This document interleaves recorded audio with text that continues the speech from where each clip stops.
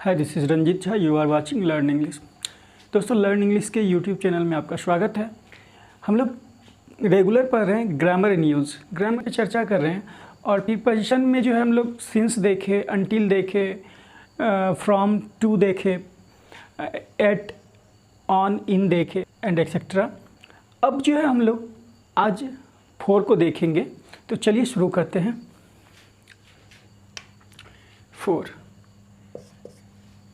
4 plus a period of time.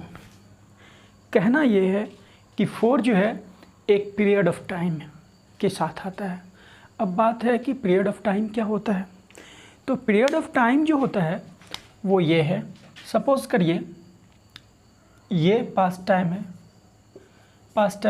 और ये present time है। तो अब ये जो टाइम है यहाँ पास्ट से लेके और प्रेजेंट तक का जो ये समय है, ये क्या है? ए पीरियड ऑफ टाइम है। पीरियड ऑफ टाइम है, ये पीरियड ऑफ टाइम है। समझ रहे हैं? ये पीरियड ऑफ टाइम है। तो अब कैसे?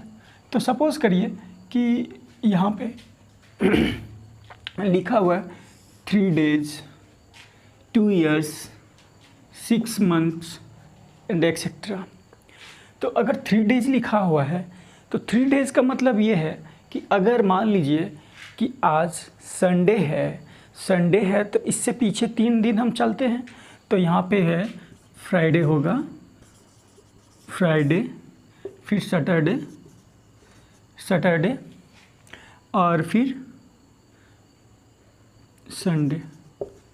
संडे। ठीक है, ये है। अब Friday, Saturday, Sunday.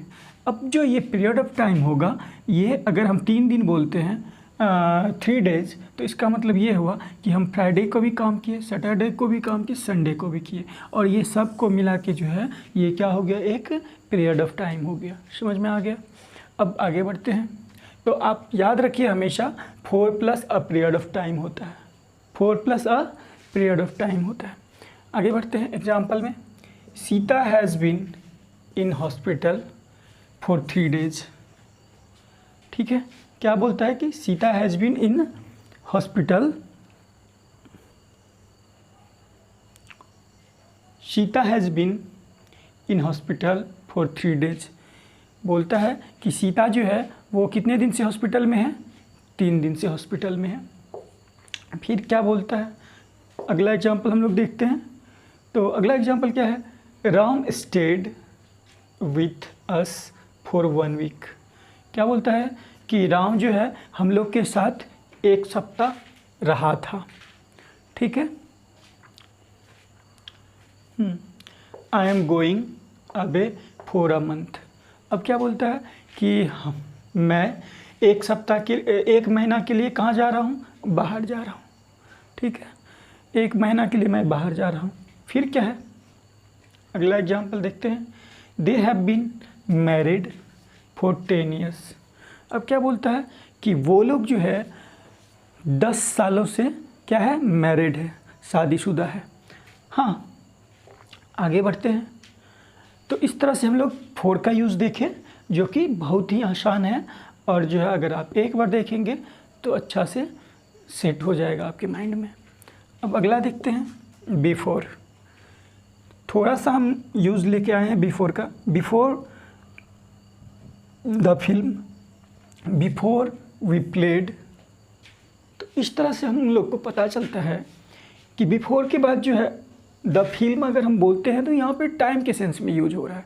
Before the film मतलब ये है कि कोई भी जो है फिल्म से पहले। समझ में आ रहा है ना? बिफोर वी प्लेड मतलब खेलने से पहले। समझ में आ रहा है ना? तो अब आगे एग्जाम्पल से समझते हैं, तब जाके क्लियर होगा। एग्जाम्पल है, everybody is nervous before exam. क्या बोलता है कि हर एक व्यक्ति जो है वो एग्ज़ाम से पहले नर्वस होता है। समझ में आ रहा है? बिफोर मतलब क्या? पहले होता है। दूसरा एग्जाम्पल देखते हैं। दूसरा एग्जाम्पल क्या बोलता है? Don't forget to close the window before you go out.